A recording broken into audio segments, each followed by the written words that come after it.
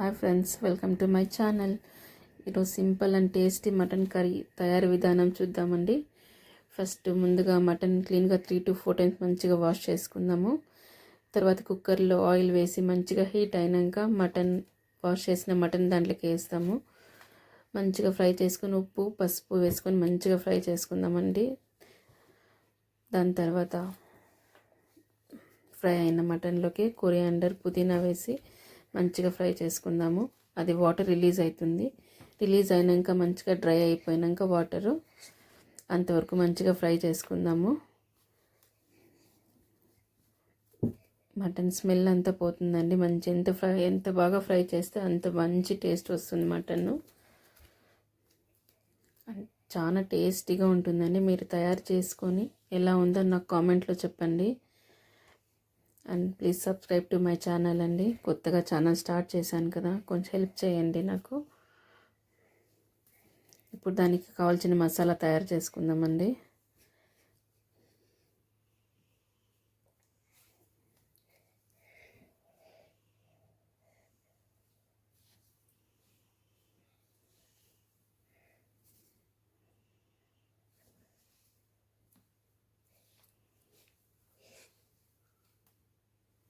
దానికి కాంబినేషన్గా రాగి ముద్ద చేస్తానండి.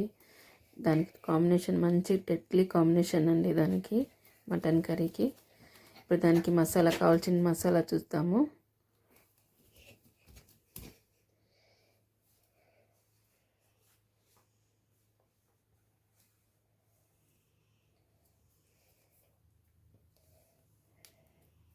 ఇట్లా ఫ్రై కావాలండి.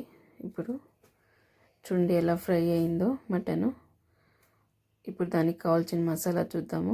కోకోనట్, జింజరు, గార్లిక్, 2 మిర్చి, onions, cinnamon and clowns, coriander and పుదీనా అండి. ఇప్పుడు మిక్సీ జార్లో సినమన్ అండ్ క్లౌస్ వేసుకుందాము.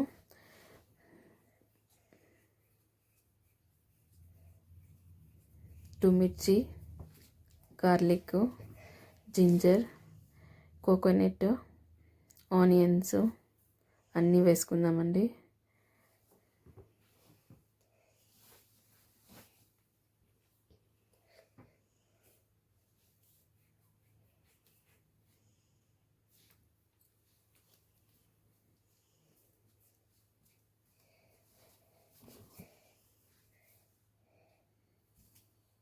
ఇప్పుడు కొరియాండర్ అండ్ పుదీనా వేసుకుందాము.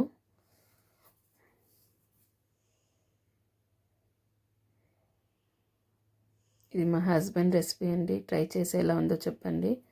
దాన్ని మంచిగా పేస్ట్ అయినాక ఒక tomato, turmeric powder, coriander powder and chilli powder మంచిగా పేస్ట్ చేసుకుందామండి. ఇప్పుడు ఇంకొకసారి వన్స్ పేస్ట్ అయినాక ఇప్పుడు మటన్ మంచిగా ఫ్రై అయ్యే దాంట్లో వేసి మసాలా వేసి మంచిగా ఫ్రై చేసుకుందామండి. ఇది కూడా రా స్మెల్ పోయేంత వరకు ఫ్రై చేసుకుందాము. ఎంత బాగా ఫ్రై చేస్తే మటన్ కర్రీ టేస్ట్ అంతా బాగుంటుందండి. మీరు ఎలా ఉందో ఒకసారి ట్రై చేయండి, చాలా బాగుంటుంది. ఇలా ఫ్రై అయినాక ఇప్పుడు కొంచెం దాంట్లో హాట్ వాటర్ వేద్దాము. హాట్ వాటర్ వేసి మంచిగా 3 to 4 విజిల్స్ పెట్టుకుందామండి.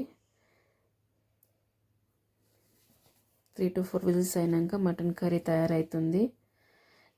Thanks friends, subscribe to my